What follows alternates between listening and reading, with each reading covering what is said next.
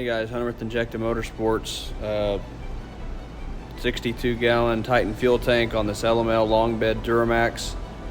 We're going to show the new Fass fuel lines that we installed, both the feed and the return. We're just going to show you here. Sometimes you can cut these little notches off, and it does have a connection there you can tie straight into, but this one we did not.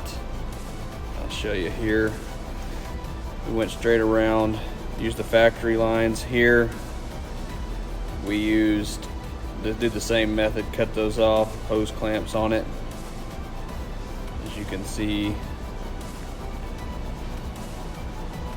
zip tied them up, and we'll finish it up here, but just kind of showing you 1/2 inch on the feed, 7/16 fuel hose on the return.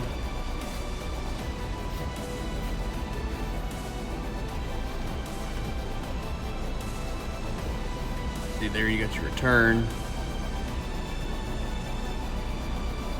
and your vent. The big hose is obviously just a vent.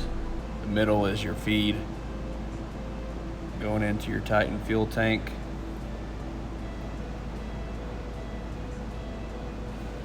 Here we're going to run the return and the feed. We're going to run it straight into here. You cut those factory notches off. I'll show you here in a second. You cut them off, the sleeves. You can actually run these up, tie it straight in. Yeah, we'll have a big hose is 1/2 inch. Small hose is going to be 7/16 of it. Underneath, you'll see how it sits. Just a hair below the frame rail, probably a couple inches. Goes back almost to your rear axle there.